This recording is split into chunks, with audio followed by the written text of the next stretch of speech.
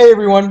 I'm recording this posthumously after a Pauper daily. I will do my best to not spoil the results of that daily.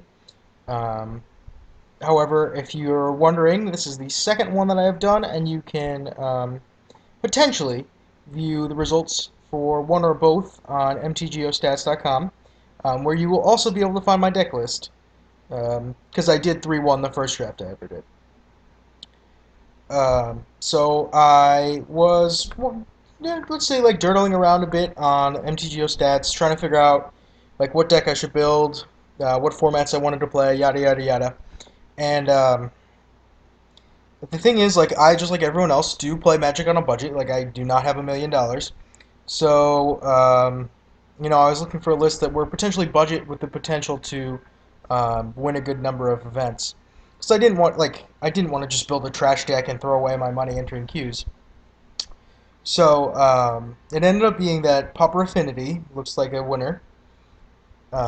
Particularly, I borrowed someone else's list. I can't say his name correctly because it's not, like English, whatever. Although I do speak a bit of Spanish, which makes it less okay. But it's spelled Jougeno, which I think is something like Wegano, like the verb jugar or jugar in Spanish is to play. So I don't know if this is related to that. I've never messaged the guy. But this is essentially directly his list. Um, and the reason I chose this one, it's under 15 tickets on Magic Online. Tickets are like your entry fee to tournaments. It's how you do a lot of your trading with bots. And they roughly equivalent to about a US dollar. Like if you want to buy them from the regular store, they cost $1. You could potentially buy them for like a little cheaper on PayPal or whatever. But this list was very cheap, under 15 tickets. And the reason I like this one a lot is it was a 4-0 list, not a 3-1 list. And all of the cards in the main board and the sideboard have been printed since Mirrodin. Because Magic Online Pauper is technically called Classic. It allows like any vintage legal common, which is relevant because of Gush. Gush is banned in Legacy and was once upon a time restricted in Vintage. Is not at all restricted in Classic though, and so you can play 4 of them, which is sweet. Um, Also, to be fair, probably so I'll start with ATOG. It's one of the strongest cards in this deck, and it's one of the things that keeps this from being technically a modern legal Pauper list, because it was printed as an uncommon in Mirrodin. However, on Magic Online, it was printed in the Masters Edition as a common, and in the real world, it was printed in an earlier set of common too. So, if we were playing Legacy Pauper, this list would be legal. Um, the other thing that keeps it from actually being a modern legal this is these 19 lands here. I don't play a tremendous number of white spells. I do play the Porcelain Legionnaires, but the white isn't inherently necessary for that. Um, but playing 19 artifact lands is what makes this deck not legal for modern, because obviously the artifact lands are banned. So I did purchase 3 more Ancient Ends. Some lists will play the Indestructible Darksteel land, but out of Scars of Mirrodin block, there was a flyer that is a 3/3 if you have Metalcraft, and so I figured it was better to pick up the Ancient Ends rather than to Mise and hope that my land being indestructible actually mattered. I did see a list that used 4 Ancient Ends and 4 of that flyer, so it's definitely something that I would consider. But basically, you play 19 artifact lands, which act as soul lands for your Frogmites and your Mirror Enforcers. Um, I have a one-of Krark-Clan Shaman. You might see it in the sideboard more. I haven't decided how I feel about this card as a whole, but it definitely has a relevant ability against a lot of decks.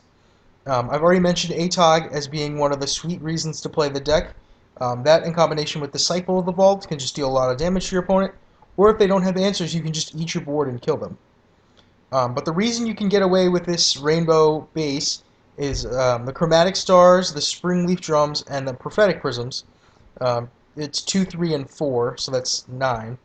Having these guys helps you fix your mana when you have, awkward hands with Seed of the Synod, Vault of Whispers, Great Furnace, and a Carapace Forger. Like, if you hit a Prophetic Prism, bam, you got your green. The deck has tremendous reach. You get 4 Galvanic Blasts and 3 Lightning Bolts. Definitely pretty solid at cleaning up.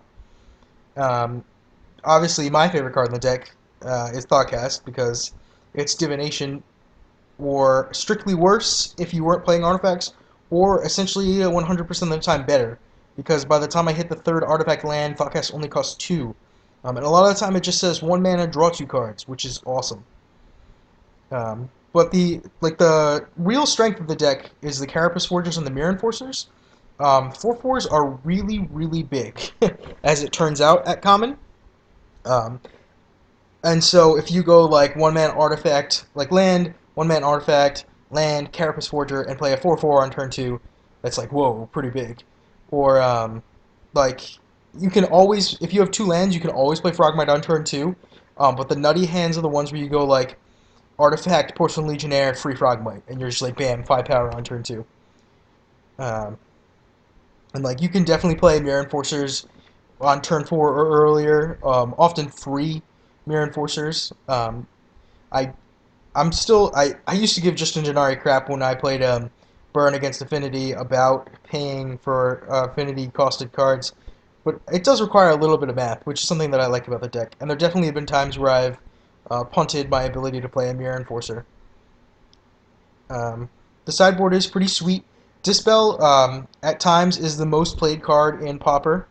It's one of my favorite cards. I own 4 Spanish ones in real life. Just a sweet card. Mono blue is a very big deck, but I mean, instants in general are largely the best kind of cards, so having a way to interact with them is great. I have not really had great success with Electricity. I'm waiting. I'm hoping it happens.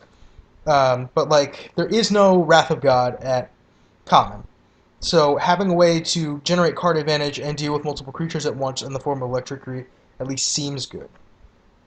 Um, so now we're getting to card. Well, I'll start with Doomblade. Doomblade was just reprinted as an uncommon in M14, which will have a great effect on limited. But having it in this deck is just very good. It kills creatures dead, obviously. Against mono black, it doesn't do anything, but against a lot of decks, it can save you a lot of heartbreak. But one of the cards that becomes significantly less budget, if in other decks, I love the Four Spreading Seas. It's a concession to the fact that Cloud Post is a very strong deck in the metagame right now.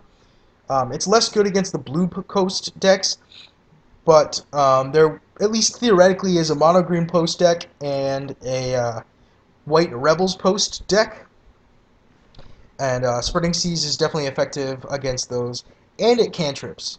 You can get yourself into a bit of trouble trying to play things like Stone Rain or Raise, but I really like where Spreading Seas is. It's at a nice spot on the curve, and it cantrips, which is great. When I grabbed this list off MTGO Stats, Affinity was like the #1 deck list in the metagame percentage-wise, with 4-0 and 3-1s. So having 4 Ancient Grudges in the board is just like a mirror breaker. Having 2 Terrors for Frogmites or Mirror Enforcers, or I've seen it used as just like back-to-back land destruction spells, is like nuts. So I'm about to post up a Pauper Daily that I just played in. Um, and yeah, I hope you enjoy.